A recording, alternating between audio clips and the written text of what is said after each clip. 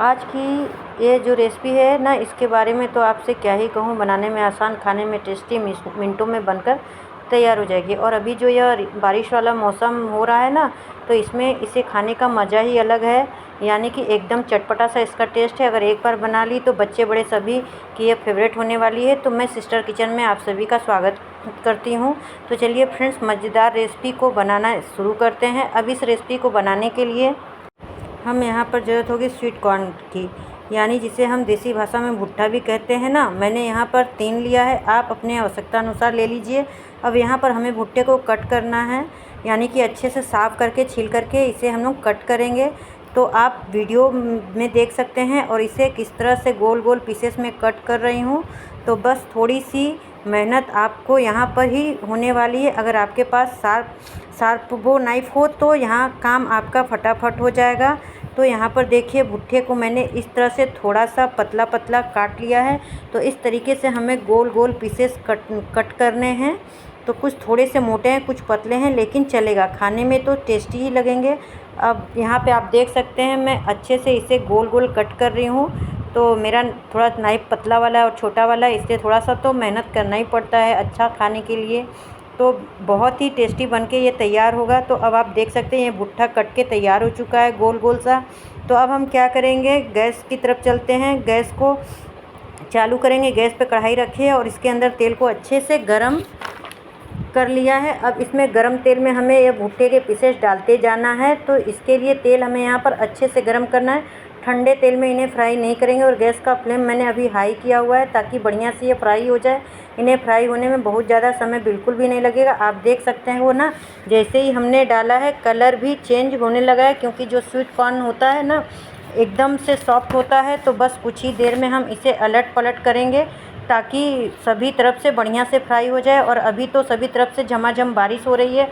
अगर आपके शहर का भी यही हाल है तो मुझे कमेंट करके ज़रूर से बताइए। और साथ ही ये भी बताइए कि आप मेरी ये रेसिपी कौन से सिटी से देख रहे हो। तो अब आप देख सकते हो ना फ्रेंड्स, यहाँ पर इसका कलर और भी चेंज हो गया है। तो बस कुछ देर में हम इन्हें अलट पलट करके, ताकि बाहर से एकदम क्रिस्पी से हो जाएँ और थोड़ा सा इनका कलर जो है हल्का सा डार्क ब्राउन हो सा लगने लगे। तो अब यहाँ पर देख सकते हो, ये पूरी तरह से फ्राई हो गया है। और जब यह फ्राई होकर तेल में इस तरह से तैरने लगे, तो इसके बाद हमें इन्हें निकाल लेंगे। और जो बाकी बचे हुए हैं वो भी हम यहाँ पर इसी तरह से फ्राई कर लेंगे। तो ये देखिए फ्रेंड्स, क्या मज़ेदार से लग रहे हैं। आप चाहे तो इसके ऊपर नींबू और नमक लगाकर ऐसे भी खा सकते हैं, लेकिन अभी तो हम और भी इससे मज़ेदार बनाने वाले हैं। तो मैंने यहाँ पर सारे कॉर्न को फ्राई कर लिया है। आप यहाँ पे देख सकते हैं कितना क्रिस्पी कॉर्न फ्राई होके निकला हुआ है। तो इस तरीके से हम लोग सारे कॉर्न को फ्राई कर लेंगे सेम प्रोसेस से। तो अब हम लेते हैं यहाँ पे एक कढ़ाई, जो कि मैंने दूसरी ली है, और यहाँ पे मैं डाल रही हूँ बटर 2 चम्मच जितना ही हमें बटर लेना है। थोड़ा सा मेल्ट होता है, आधी चम्मच जीरा डालेंगे यहाँ पे। तो यहाँ पे हम लोग बटर को अच्छे से मेल्ट कर लेते हैं। तो मेल्ट होने के बाद यहाँ पे हम लोग डालेंगे आधी चम्मच के करीब जीरा, 2 हरी मिर्च को बिल्कुल बारीक बारीक काट लिया है। अब मैंने यहाँ पर 8 से 10 कलियाँ लहसुन की ली हैं, जिसे मैंने थोड़ा सा क्रश कर लिया है। तो यहाँ पे आप देख सकते हैं बटर अच्छे से मेल्ट हो चुका है। तो यहाँ पे हम लोग डाल देते हैं आधा चम्मच के करीब मैंने जीरा डाला है। अब इसे अच्छे से फ्राई करेंगे। और 2 से 3 हरी मिर्च मैंने बारीक कट कर लिया है, इसे मैं डाल देती हूँ। और 1 से 2 सेकंड के लिए इसे अच्छे से सेक लेती हूँ, मतलब पका लेती हूँ। और जो मैंने 8 से 10 कलियाँ लहसुन के लिए क्रश करके उसे भी ऐड कर लेती हूँ।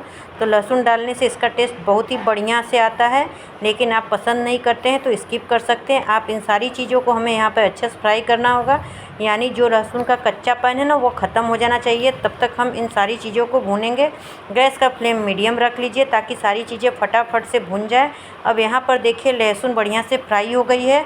तो अब हम इसमें डाल देंगे टोमेटो सॉस। तो मैं यहाँ पर 2 चम्मच के आसपास डाल रही हूँ। अगर आपको कम लगता है तो बाद में और भी डाल सकती हैं। इसी के साथ 1 चम्मच चाट मसाला और आधी चम्मच लाल मिर्च पाउडर। अब इन्हें भी अच्छे से चला लेंगे, ताकि लाल मिर्च वगैरह भी बढ़िया से फ्राई हो जाए। तो बस कुछ ही देर में चलाने के बाद अब यहाँ पे मैंने टोमेटो केचप डाल दिया है, टोमेटो सॉस 2 चम्मच के करीब। अब हम यहाँ पे इसे अच्छे से मिक्स कर लेते हैं। तो आप यहाँ पे देख सकते हैं, चलाने के बाद हम इसे 1 से 2 सेकंड के लिए पका लेंगे। तो ये देखिए ये अच्छे से पक रहे हैं। तो पकाने के बाद हम क्या करेंगे, इसमें डाल देंगे फ्राई किए हुए कॉर्न। तो अभी हम लोग मसाले को अच्छे से मिक्स कर लेते हैं, फ्राई कर लेते हैं, भून लेते हैं यानी कि। तो यहीं पे स्वाद के अनुसार मैं नमक ऐड कर ले रही हूँ ताकि अच्छे से सारे मसालों में ये नमक मिक्स हो सके।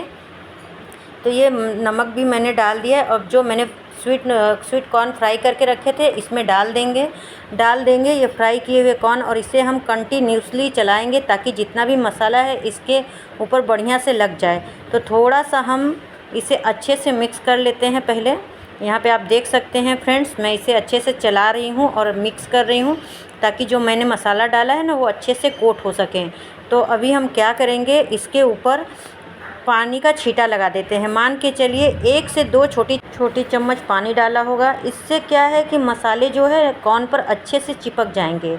अब देखिए यहाँ पे सारी चीज़ें अच्छे से मिक्स कर ली है। तो थोड़ा साथ यहाँ पर हम काश्मीरी लाल मिर्च पाउडर को हम इसके ऊपर स्प्रिंकल कर देते हैं। तो यहाँ पे मैं 1 से 2 चम्मच छोटी चम्मच के हिसाब से मैंने यहाँ पे पानी डाल दिया है ताकि मसाले अच्छे से मिक्स हो जाएं। इसमें बढ़िया कलर लाने के लिए मैंने काश्मीरी लाल मिर्च पाउडर का भी यूज किया है।